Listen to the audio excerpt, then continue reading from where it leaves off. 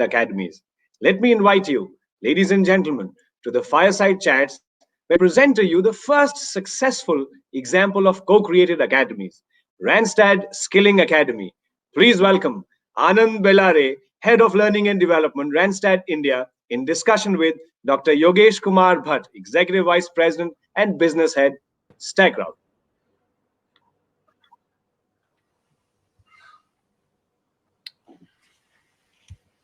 Thank you, Dilip. Thank you very much. Good morning, everyone. It's great to be here with all of you today.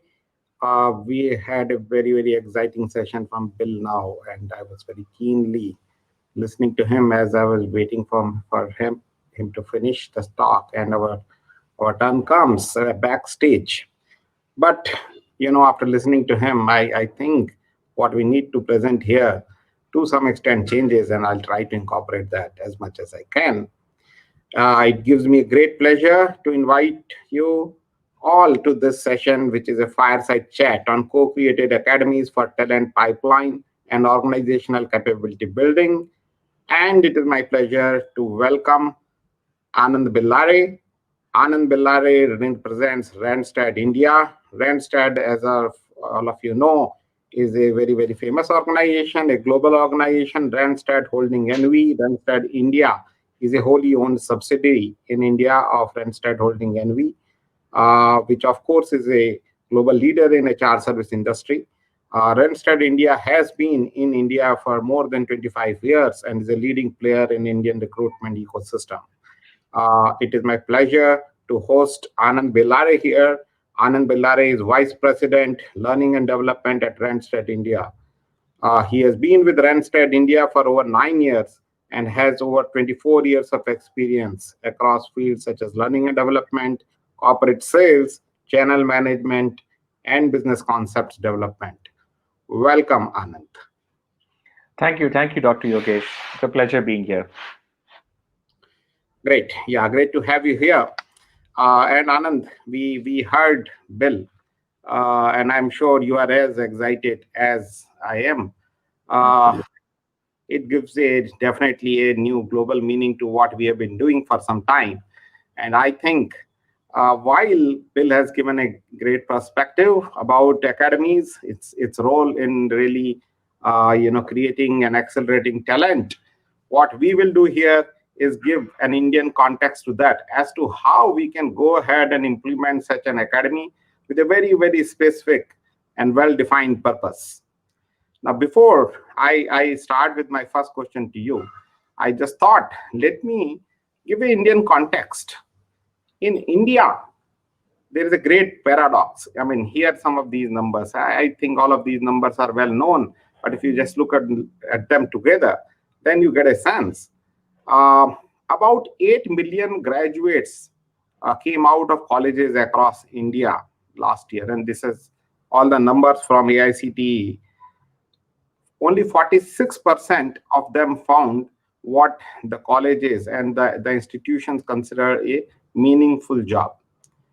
So that means more than half of them did not get placed in kind of job which their curriculum was apparently preparing them for. Now that's one end of the story. So looks like there's a problem of unemployment. Look at the other end. And this is from the latest report from NASSCOM, the Future Skills Talent in India, October 2020, as recent as that, which says that only in the digital, and here we are talking only digital, there are obviously many more jobs. 400,000 open positions were there, which were unfulfilled. So on one hand, we have many people who are seeking jobs, a large number. On the other hand, there are so many open positions. Now, look at it the other way.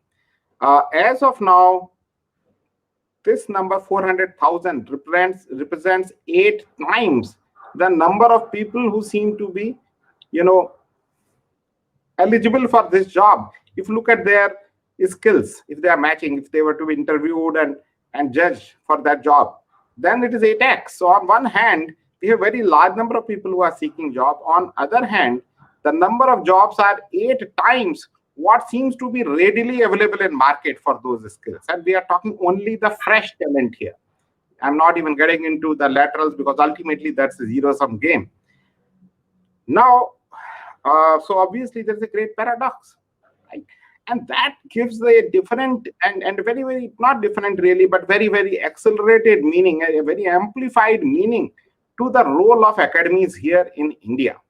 So while on one hand we have this global context from Bill, at the same time we must remember the Indian context. I'll just share one more data point here, which is quite astonishing. Formally trained workforce in India is just about 2.3%, right? And if you compare with, of course, the other end of the extreme, South Korea, then it is 96%. Now, we may not reach 96%, but there's a huge space to cover between 2.3% and 96%. And clearly, role of academies is absolutely critical to bring about this change which our country really needs, our people really need, and our industry really needs. And that, to me, is the context behind this fireside chat, which we will have, Anand, and I think we'll have very, very interesting discussion. So, with your permission, shall I start with my first question for you? Yeah, absolutely. Okay, great. Can you please share with us what Randstad Skilling Academy is all about? Sure. So, Dr. Bhatt, it all started with Abhishek Chadda. Abhishek Chadda happens to be the head of business planning and control, and also the additional head of Randstad Skilling Academy. And he and our CEO Paul Dupuy were having a discussion in 2018 in terms of what would support us in that area to be to future-proof the organization, to be future-ready. What should we do? So we have a lot of ideation sessions of this nature that we conduct internally. And that's a time when the Skilling Academy concept came in. And the idea came in, okay, let's do a little bit of due diligence. Let's do a homework. Let's understand what's happening in the industry across, right? Who are offering solutions? What's really happening in the industry? So across the duration of time, say from 2018-19, right, a lot of homework was being done in terms of what's really happening in the industry out there. What's the scenario? What does it ask for? Subsequently, in 2019, if you see, that's a time when Abhishek Chadda went through a program called Future Executive Program, where he had his counterparts across the globe from Randstad interacting on the very specific topic called the skilling part. And they said, why not take this up as our action learning project itself, where we could not only use that, co-create, put our ideas together, and then see how we can practically make it work in India. And the outcome of that is essentially what became the Randstad Skilling Academy, and that's something which we implemented in 2020. So Randstad Skilling Academy comes with an overall vision that getting the workforce ready to match the requirements, which specifically the IT industry to start with, and then of course the other industries which are. And as you rightly said, where the combination of Randstad, NIIT, StackRoute essentially forms the bridge between the freshers and the graduates who come out to match with what is the industry requirements and according to their standards. Because from a demographics point, I don't think we have any dearth of people in India. As you said, more than 8 million people coming out who pass out of their colleges, but then they just may not be ready to fit into an organization, right? So that's essentially where the Randstad Skilling Academy comes from. Great, thank you very much, and it's really very exciting for me to say two things here. First, of course, it has been a pleasure to work with Abhishek Chadda as we went about co-creating this academy from an IT StackRoute side. On the other hand, it's also very interesting that while, of course, he had this idea, a thought, but then it took a training program or a learning program for him to really move ahead with that. That itself, proves that these programs do work, right? And such a great idea is born. So thank you very much for that response. But I would just like to delve you a little more on the ideation part of it. How did you ideate on creating this Skilling Academy? You did share, how the idea came out and what was the vision behind this. but how did you go about ideating that? Obviously it does take various viewpoints. How did you go about negotiating your path through various viewpoints? I'm very sure there will be people who will want this. There will be people who will want this in a different way. So how did you ideate that? Well, Dr. Bhatt, as you said, there are various perspectives when you want to bring any business concept into reality, right? You need to look at it from there are different angles to it. There's a technical angle to it. There's a future-based angle. You're putting all your efforts into it. You need to see whether something like that as a model will be relevant going ahead.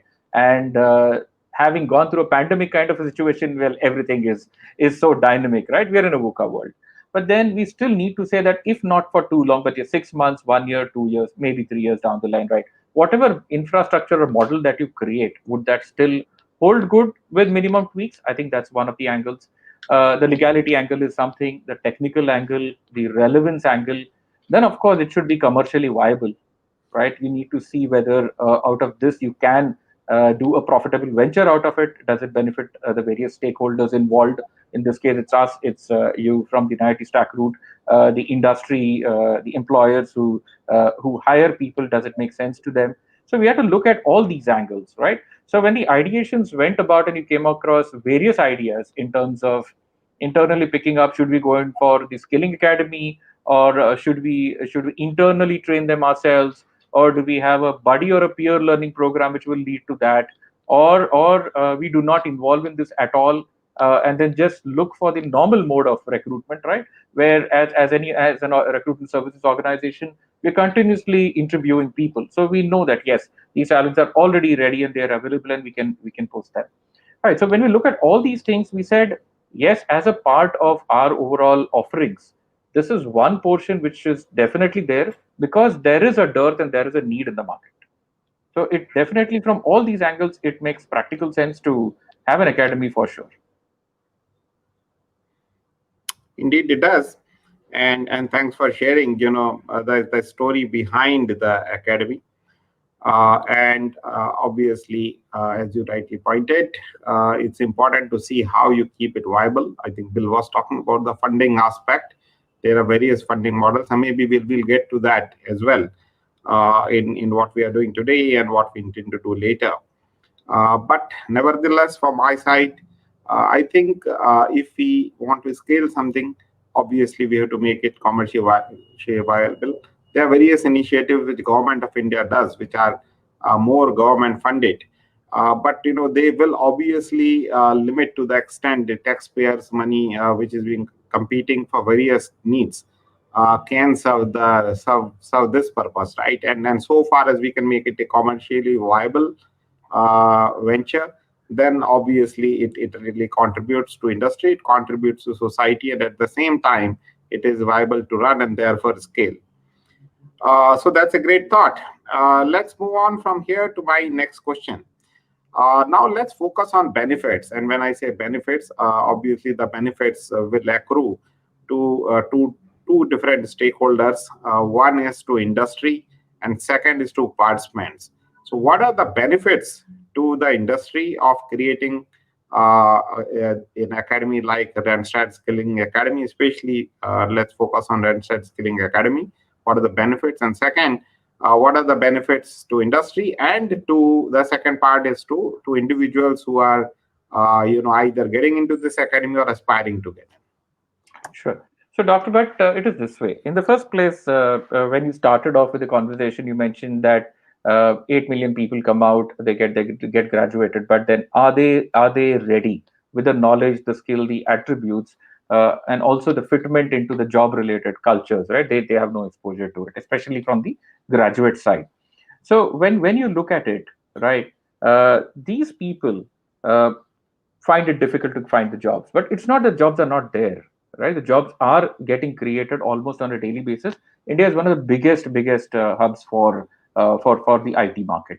So jobs are there, but somewhere there's a gap in between.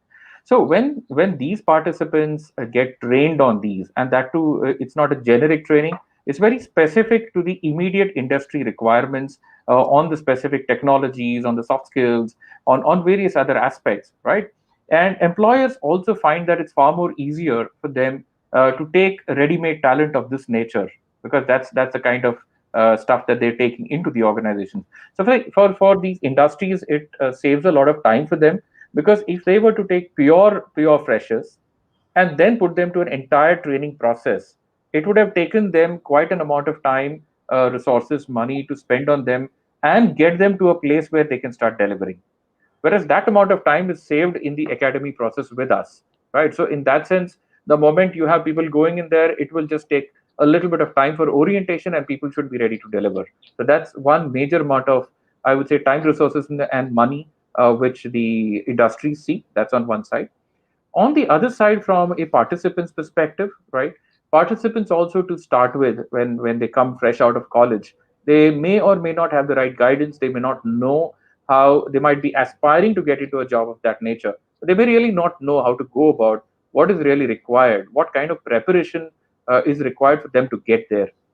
In that sense, when they go through a program of this nature, it almost, in one sense, if I were to say, sometimes we use the term academy, sometimes we could say a commando program, right? A program which runs across 2 months, where they are equipped and evaluated at every stage. So by the time they complete their thing, we have certified them, saying that, hey, these guys are really, really good. And that's the reason we are placing it in front of the clients of ours or the industry. Uh, that's a big benefit to the participants too. And in one sense, it brings in a lot of, to a certain extent, a loyalty factors with the organizations like Randstad and NIT Stackroot, because they say, hey, somebody's taken the time and effort and the money to train me. I think I should stick with them. So I think that does a lot. And of course, word of mouth is something which continues with that, for the goodwill. Right. It's interesting to see you use this word commando program, because that's what we very often use here at Stackroot for the kind of program which we do in this academy and in various other initiatives, where we really are focused on creating a crack team.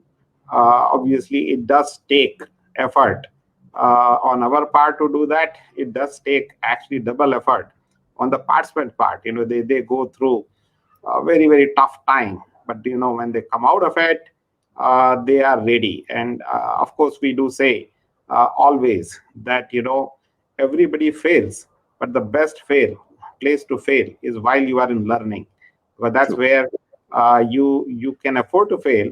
And second is that only way it helps is that if you can learn from that failure, right? The real life does not give you opportunity to fail so many times, but an academy environment does, and we are very focused on creating that environment in this program.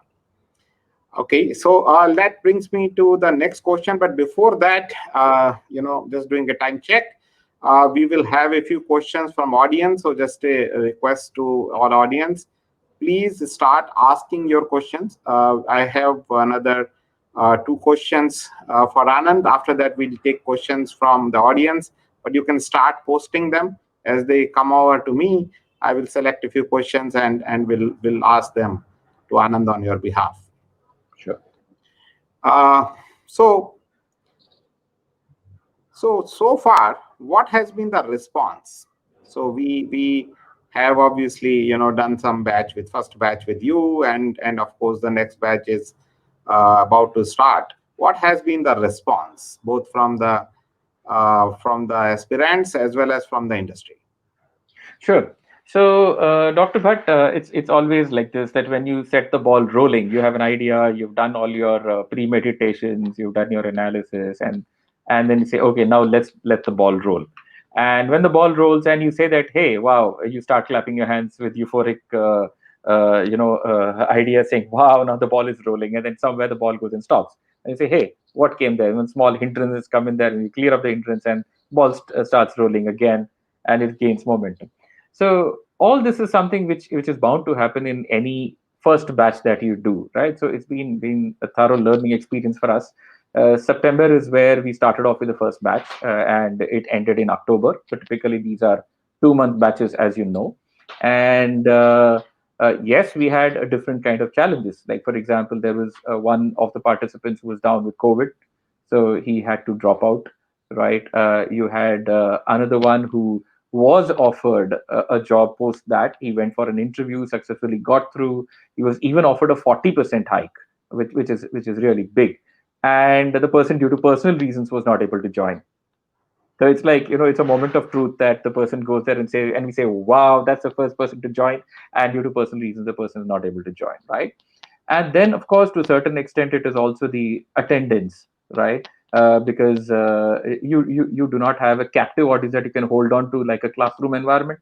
So sometimes people, due to their own personal challenges or other challenges, because some of them could be even employed, right? So they're taking this during their in the time where they are not dedicating to their employer. So at that moment in time, so sometimes there are attendance issues. We come across that. And with all our quality and thoroughness checks, right? Ultimately, how a person performs during an interview is all a matter of the practice, the rehearsals, the individual efforts that a person has put. So sometimes the employees also may not really like what they have, and of course they have their own choices too, right? So you have a combination of things which happen both from the participant side and from the employer side. So that's there. But a lot of learning has gone into it, saying what's working, what is not working, right? How can we engage these participants better? Not only that, the account managers who we have, they are also continuously interacting with the prospective employers, checking with them, hey, what do you like? What's important for you? What's really critical for you? And there are a school of things like, say, for example, uh, prevention of sexual harassment becomes very, very important in today's day. Similarly, topics like GDPR, right? Background verification checks, these are important, right? So now all these things, are they taken care of at our end? And they are, in fact. So industry also looks at it from a positive side. And I would say it's the first one. We've just started the ball rolling, and quite a lot of things which we have tweaked in the process. And I'm sure 2021 is going to be a real big year for the skilling activity. Yeah, indeed. And I can relate to that, having seen it and having partnered with you. I think we have got the best of both the worlds for this first set of participants, where we brought our very innovative immersive learning method. Of course, we had to innovate that method to get onto an online mode.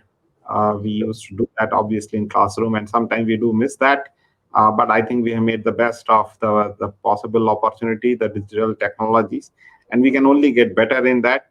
At the same time, it was quite clear the kind of focus, attention, and therefore the value which Randstad team is bringing into, from the HR angle, for which of course you are known worldwide. That brings me to my next question here. Before I open it for audience, let's look at the future now. And just for audience, I think they may. I think we did not probably cover that. This first batch, which was done, was essentially for lateral hires. That was not. We did not go into the fresh hires in that, and that's why the kind of stuff which is said, 40% increase in salaries is extremely encouraging signal that this academy is indeed bringing value. Of course, we have just started. There's a lot to cover. So my next question is about future. As we enter 2021, thankfully 2020 is behind us. What are the future plans for Randstad Academy, Randstad Skilling Sure. Academy? So for a Randstad Skilling Academy, from a global perspective, we are targeting 50,000 employees, prospective employees to be trained. From an India perspective, we are targeting 1,000. That's we could call it a small start to say, or a bigger one. I think that only time will tell us. But yes, we're targeting at least 1,000 employees for that. The other important thing is in the course curriculum itself, we have ensured that your background verification checks are completed. They are trained on POSH. They're trained on GDPR, right? In addition to that, we try to build an agility mindset, because we know that whatever technology is known to them right now, right, over a period of time, they get dated. So they need to know that there could be a change in technology, and they will need to learn it up quickly, right? Whatever comes up is a trend. In addition to that, what they are going to be trained on is essentially what is the immediate requirement. So there are two parts to it. One is an immediate, one is the future, right? So that's there, and we will start having multiple batches going right from January onwards till December. So it's an ongoing activity, and as we say, we only get better with the constant feedbacks and incremental steps that we take in trying to get it more and more better, so that we get the best. We can have the best offerings for our industry clients. At the same time, the experience which these prospective candidates, what they go through.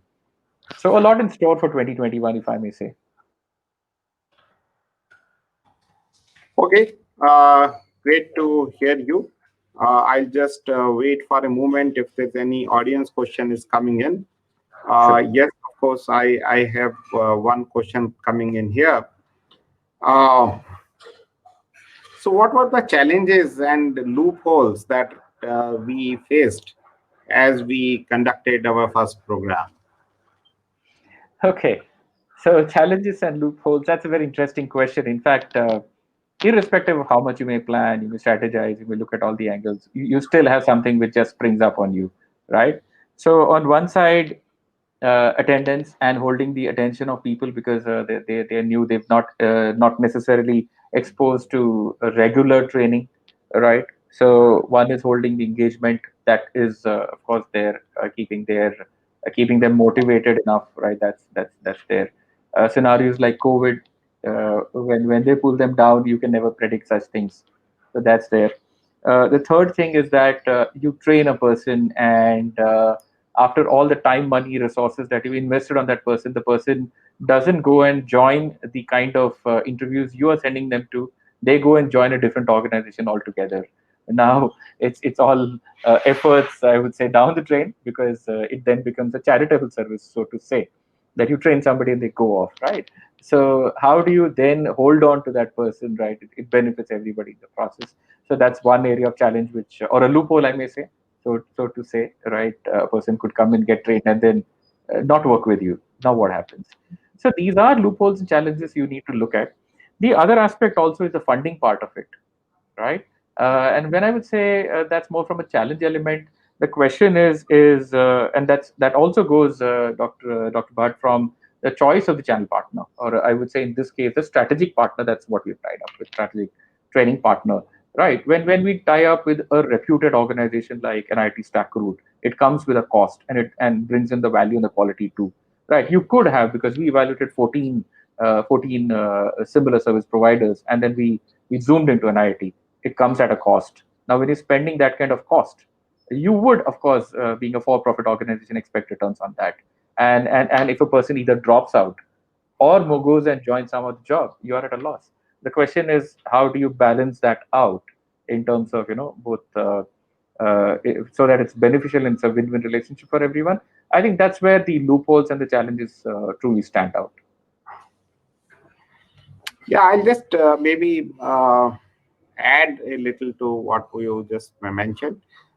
This whole funding model has multiple implications. One is obviously about the viability, but then, as you said, it has other implications in terms of sustainability, in terms of, for example, the interest which we have from the participants in the program. So sometimes, if you do not have your skin in the game, we do not know whether you are fully committed, and those are kind of problems which you are referring to.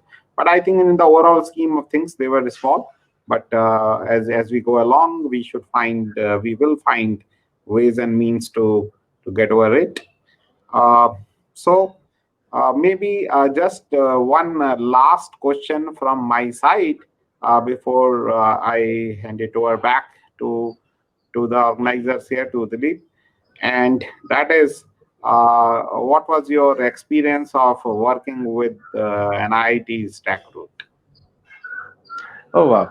So, in the first place, Dr. Bhatt, this is an interesting point. As we said, after evaluating and doing a due diligence with about 14 prospective partners, we zoomed into NIT. So, the expectation levels are very, very high. So, in the first place, NIT has not been a service partner to us, or a service provider for us. They've been a trusted training partner, a strategic training partner, where we co-create everything, right? The content is well thought of, right? The methodology, how do you hold the engagement, right? The constant feedback, uh, then the kind of formative assessment, summative assessment, and the feedback reports which come back to us as a loop, right? These are things where I would say NIT, in terms of bringing in the professionalism to the table, has stood out very, very high. That's something which is very, very important, right? Essentially, why would we look at outsourcing to an organization like an IT Stack Group?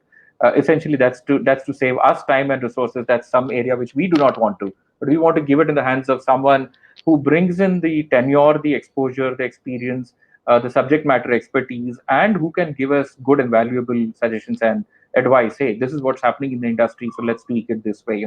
That kind of a things.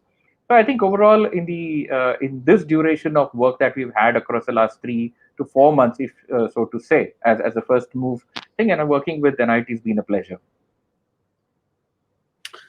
Thank you very much, Mr. Anand. It was, indeed a pleasure for us to work with you as well. And it was my pleasure to have this exciting conversation with you. I would only say, may this tribe increase. I think India needs more and more scale in these kind of academy initiatives. And we will work together and, take it to greater heights. So thank you very much again. And over to you, Dilip. Thank you, Mr. Villare and Dr. Bhatt, and congratulations. Thank you. It's been our pleasure. It's been my pleasure interacting with Dr. Bhatt. Thank you so much. Thank you. Thank you. Now, ladies and gentlemen, to present the second successful example of co-created academies, Axis Bank NIIT Academy of Relationship and Wealth Management. Please welcome Satish Krishnamurthy, Executive Vice President and Head, Private Premium Banking and Third-Party Products, Axis Bank India, in conversation with Gaurav Nigam, Senior Vice President, Enterprise Business, BFSI, NIIT Limited. Over to you, Gaurav.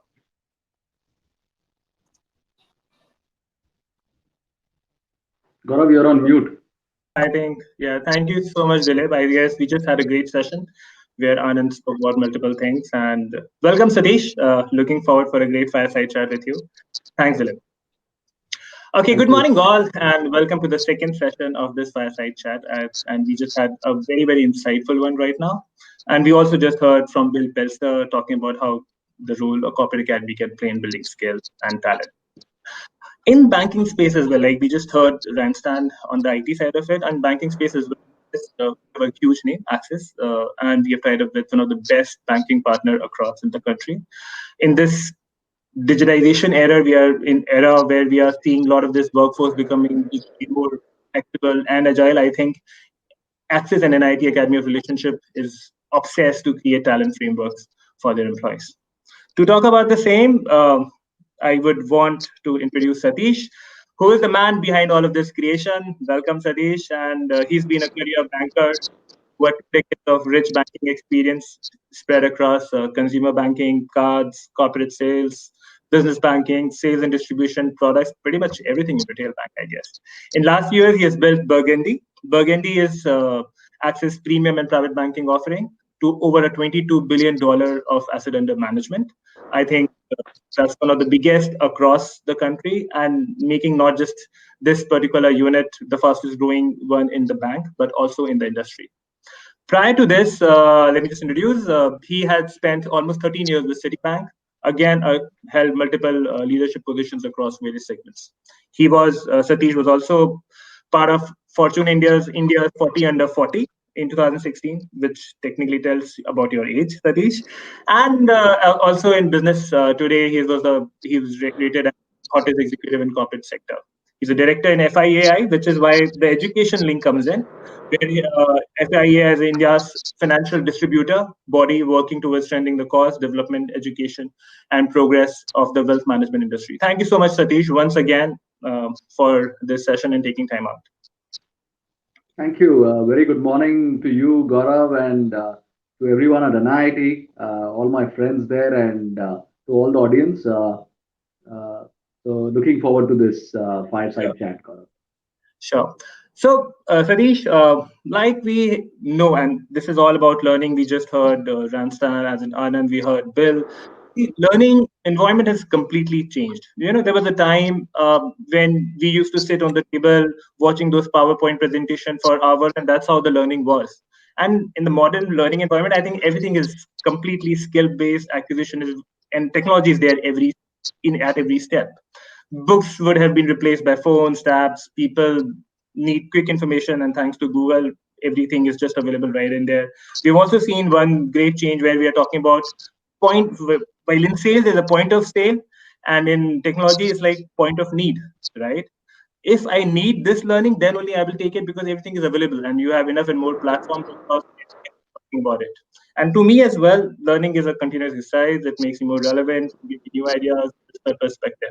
So wanted to check what, according to you, is learning. What is your philosophy, you and your bank as well, the outlook towards learning?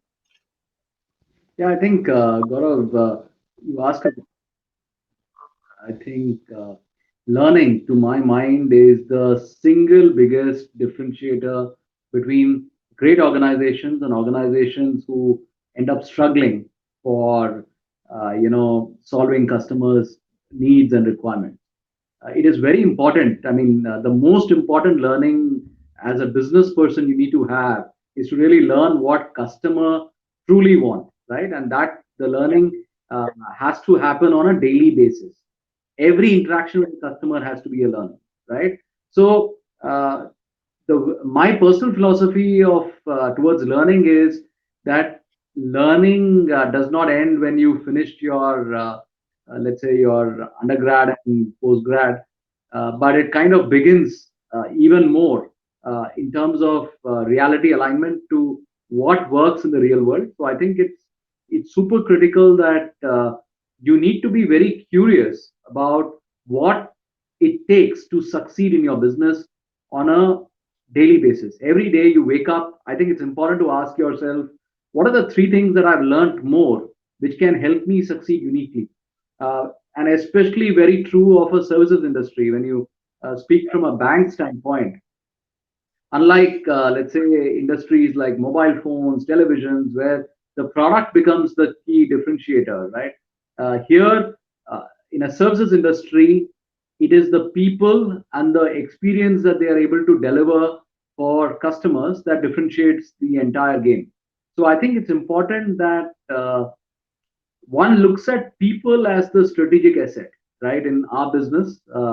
And from an Axis Bank standpoint, we are very, very aware that our people are our single biggest asset, right? So we do everything possible to equip them with the right skills, the right attitude, and in this post-COVID world, the right digital infra, right?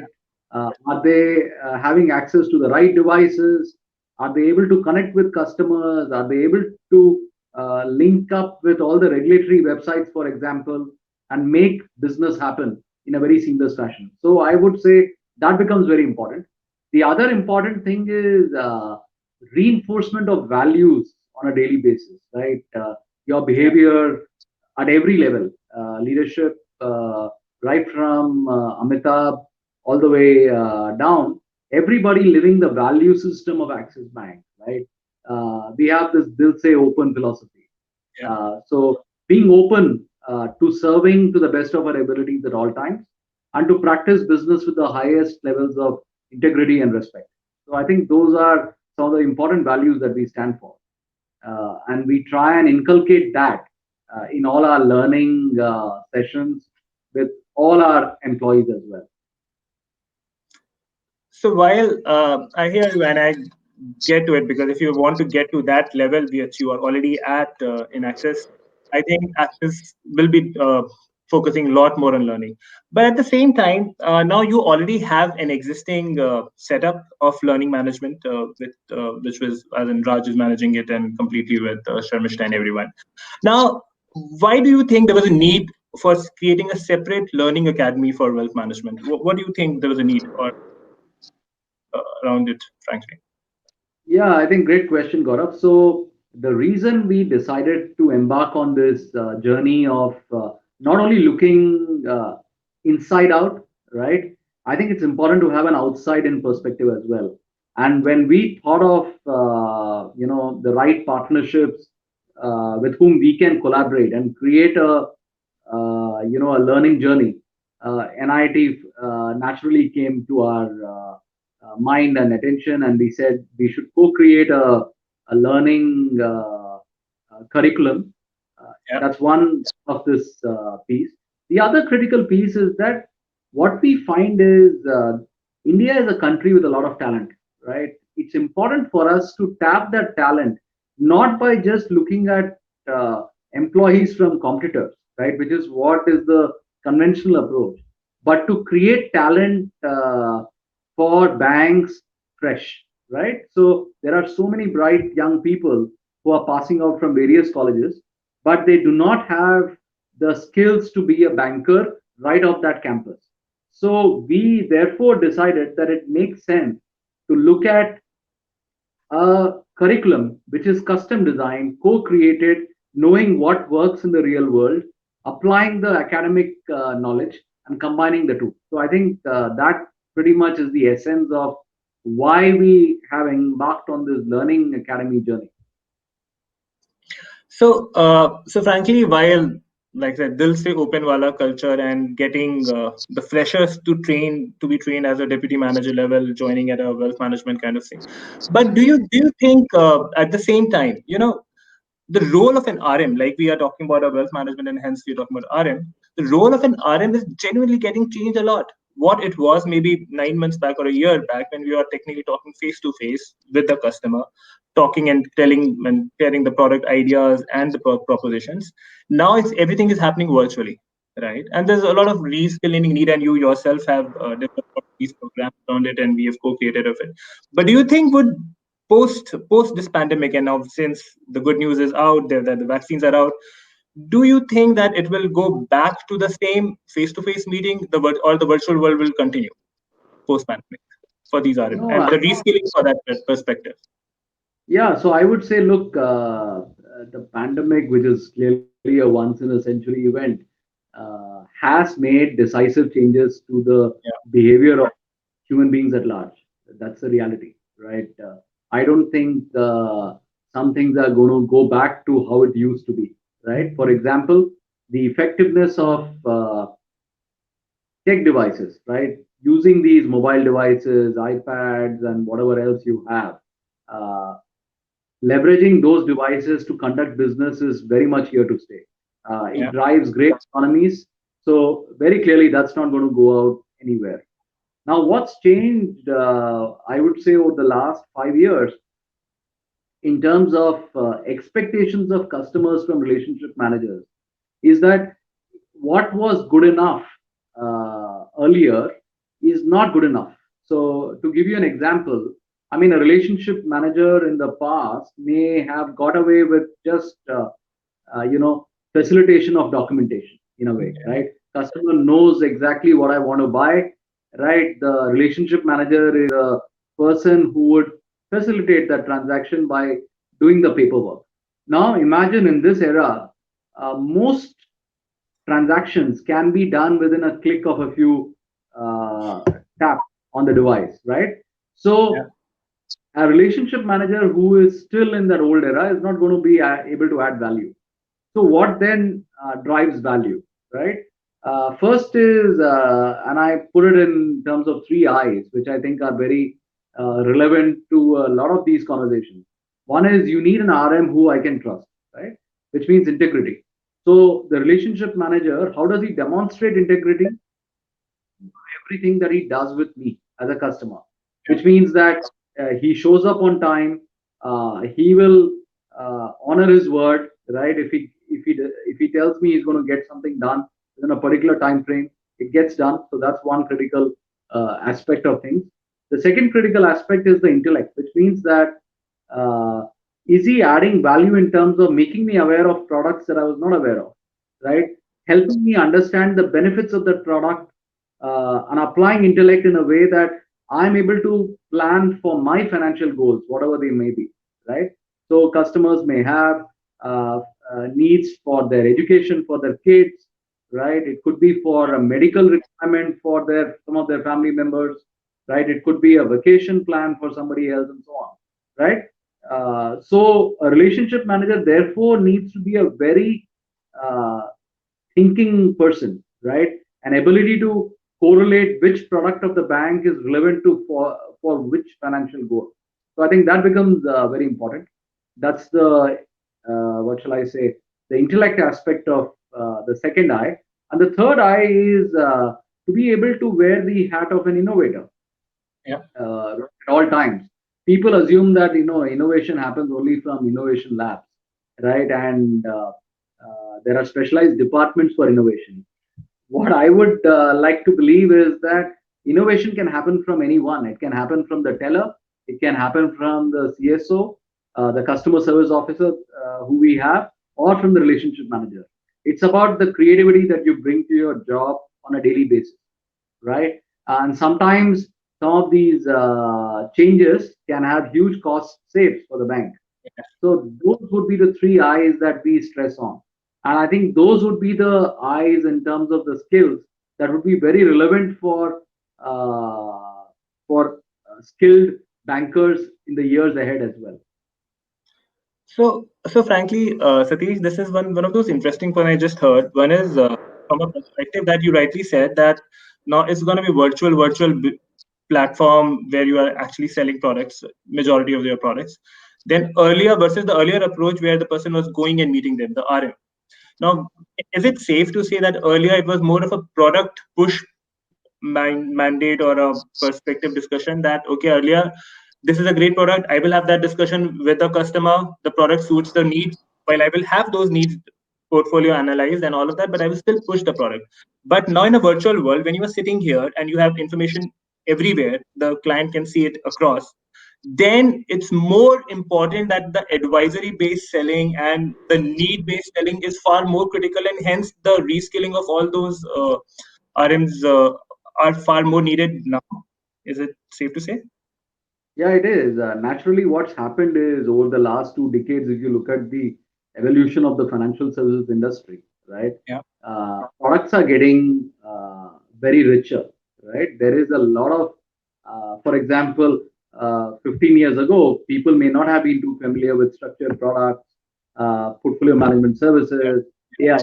As an example, I'm telling you just from a wealth management spectrum, right? There are so many innovations that banks have and fintechs have delivered in terms of products like deposits, banks particularly, right? Ability to buy deposits just seamlessly through their mobile apps and so on. So very clearly, and all that information is available to customers on their internet banking or their mobile app. So the earlier gap that existed was customers were not even as aware of these products. Now that awareness is very much there ab initio, right? Customers to begin with know all of that. So Yes. it's very important then that a relationship manager uh, recognizes that the customer is already well aware not only of what bank A brings to the table, but what does bank B bring to the table, bank C bring to the table, and so on, right? And there are websites, platforms, fintechs who are disrupting the industry by putting comparisons for easy comparison of products from the various institutions, right? In fact, even from NBFCs at times. So all of that information is very much available. So the role of banking partners, the relationship managers, becomes effectively helping customers make that choice, right? By applying the right financial acumen, right? The knowledge that the RM has, he understands the principles of compound interest, which products have the best IRR, what are the risk return trade offs, right? What should be some of the taxation related items that the customer needs to be made aware of, right? Now, these are skills that the relationship manager needs to be equipped with, right? I'll give you another example. NRI customers typically are not present in India, so they need to be handheld even more in terms of their taxation related requirements, for example. So all of these move towards what is more consultative, uh, Yes. consultative selling, right? So that's the way it is headed more and more, and nobody can be left behind in terms of leveraging the tech tools. So it's very Yeah. important that your RMs are also well aware of how to use these various devices, right?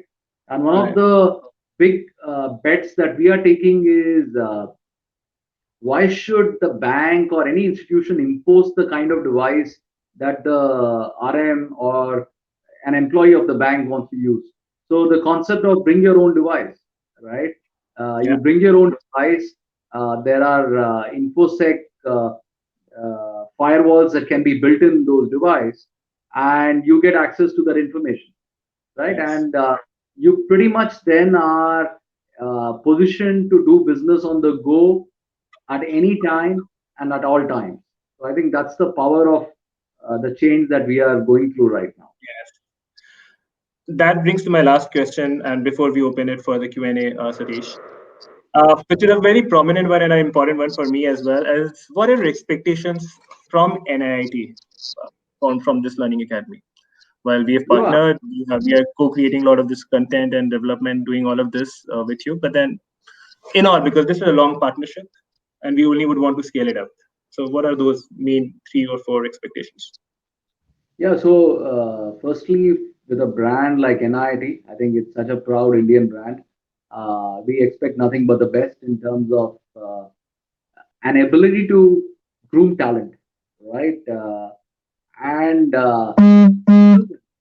in a way that that skill stays with them for their life, right? So the core ethos that we are trying to build is: are we creating professionals who would stand the test of time, right? So our first expectation very clearly is that NIT is able to leverage the power of its entire ecosystem in terms of great teachers, great technology aids, great access to material, the curriculum material, great combination of applying that knowledge in the real world through internships, for example, right? So Yeah. our expectation as an institution is that all the talent that go through the NIT filtering process and the learning process will emerge very prepared for this modern era, right? Or this very super modern era, whereby you are expected to be strong, from a tech usability standpoint. Nothing should frighten you. Your ability to uh, converse very intelligently with customers who are typically elder to you, who are clearly more experienced to you. You need to have the right repertoire of skills to be able to handle such a uh, class C customer base. So it's very Yeah. important that relationship managers come out of this academy with an ability to handle customers of that stature.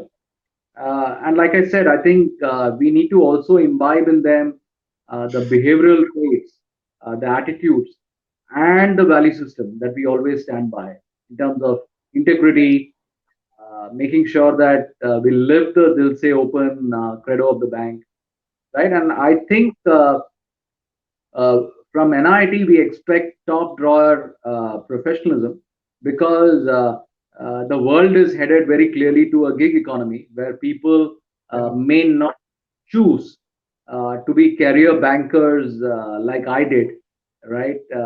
I've already spent 2 decades as a banker, intend to spend a few more decades for sure as a banker. So I think that era is changing. If I were to Yes. talk to youngsters today, they are far more open-minded about what they like to do. They have a much higher streak of experimentation. So recognizing that, it's important to be aware of that. At the same time, how do we leverage that as a strength of adaptability and make them prepared for the real world? I think that would be our expectation out of this NIT partnership. And I'm very excited about the journey that we have commenced on. I'm sure, great things will happen. We will identify some extremely bright talent out of this curriculum. So it's going to create future leaders. The leaders of tomorrow will come out of this. So that is my expectation out of this program. No, which is true. In fact, we also want to make this as a role model for us as well. While I'm getting a lot of these questions, and I think in the interest of time, I'll just take one or two at best, Satish. One question is from Utkarsh. He's asking that post-pandemic is banking as a sector. This is more of an industry-wide question. Banking as a sector is gonna grow or maybe take a pause for a year or two from an expansion perspective, and then take it over after 2 years or 3 years as an industry. Yeah, I think banking tends to be a great reflection of the overall economy, right? Banks do well if the economy is doing well, right? It's almost like the mirror. Imagine if the economy is looking at the mirror, banks are that. So if you look at the banking industry's numbers, they reflect the economy very clearly. I think the calendar year that's just gone by has been a very challenging year. No two ways about it. Especially in sectors like unsecured lending. Truly, there have been enough sectors that have got hit, right? Especially the services sector. So banks too will reflect that. Having said which, I think it's also tested the metal and strengthened the metal, right? So what doesn't kill you makes you stronger, kind of a thing. So a lot of our institutions have become much more stronger. It's also helped the larger players in a way because of the sheer ability of the large institutions to invest deeper into technology, right? And allowing a lot of these transactions to happen using digital infra, whether it's on internet, whether it's on mobile app. So it's really helped the large banks. So I would say that COVID's had some, the pandemic has had some positive outcomes as well in terms of consolidation of access to customers at the top end. So I would say that the overall industry, I'm very confident will bounce back. All the macro indicators, we just saw the GST collections for the country are already indicating that. So I think that 2021 promises a lot, and we will see how it shapes up. The other question is from Neha. She's asking that I think in the new world, this is post-pandemic, where we are seeing, at least in the branch side of your network, that a lot of customer drop-ins have reduced, and that it's not just reduced, it's significantly reduced the branch walk-ins, right? So they are saying, is there a need of reskilling the operations guys into advisory selling? How will it go? Because now multitasking is the future. That's what it says. So do you think it will happen slowly and slowly, or will the people go back to the branches? Because people are now pretty keen on and savvy on the net banking platform or the mobile banking platform. Yeah, so I think it's a great question. I think we discussed this partially, I think, in our earlier Q&A. What I would say, look, customers have learned the art of going through a lot of the transactions themselves, right, through internet or mobile app.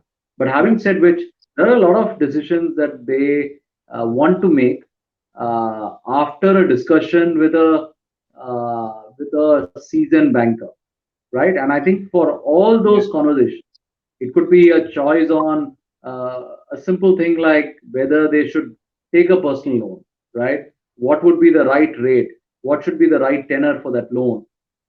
Planning their cash flows.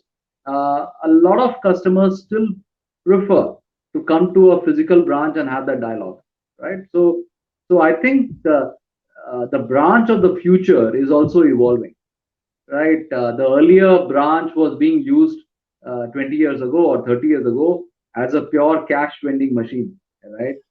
People would stand in queues to withdraw cash, right? ATMs were very nascent in India, and people would walk in for making demand drafts, stand in queues, take a token. I mean, that used to be the era then. But what's changing now is that customers want to talk to a seasoned banker, a seasoned financial professional to help them make choices. Whether it is whether it's in investments, whether it is in taking a credit card, which gives them the rewards, for example, or whatever be the. I think what I would believe is that customers, and we are a very social country. People like talking, meeting people. We like to have a cup of tea with our bankers. So I think people like doing that. So I don't think it's going to change. That aspect is going to change. Yes, the content of the discussion is going to change. Yeah. Into helping make the right product choices, right, with the information that they have. So that's how it's going to evolve, and therefore it's going to be that much more enriching for the person who's handling that.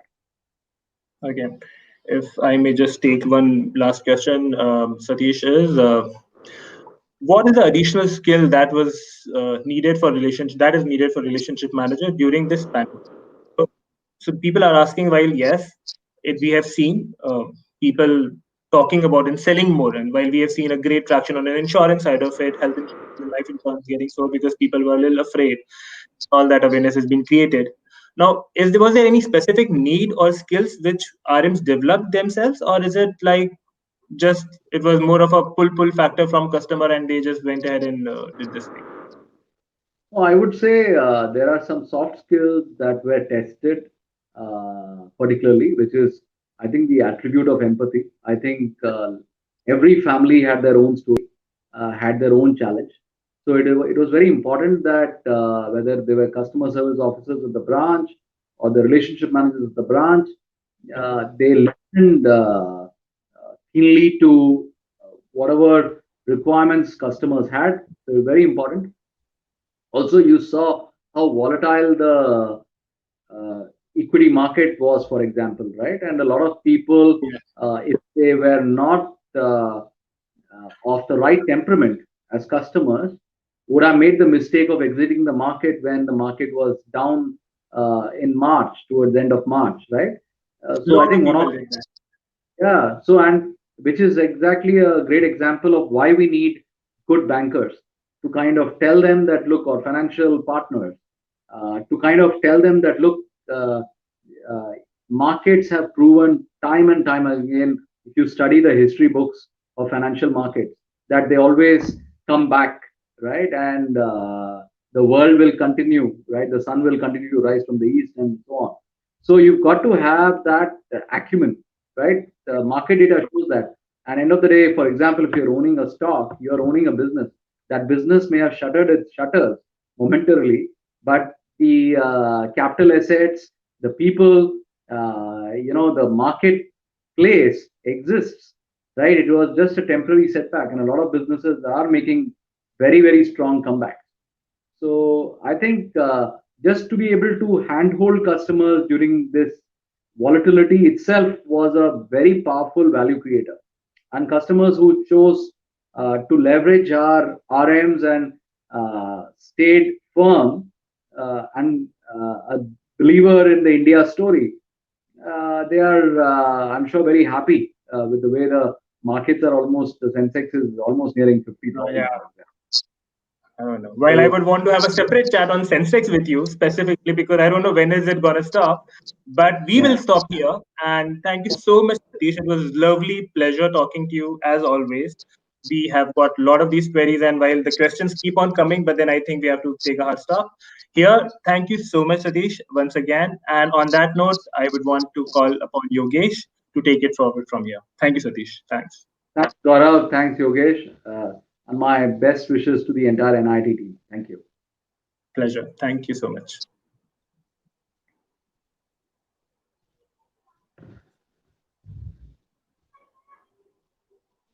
Okay, and that's how it is. I think people are looking forward for more questions, and which is why we are still here.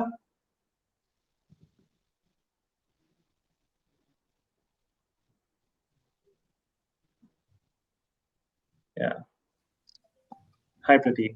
Thank you. Thanks, Gaurav. That was a very enriching session with Satish, and thank you for the perspective, Satish. I'm sure that we all, as an audience, would have gained immensely from your expertise. Thank you so much, Gaurav, and thank you, Satish.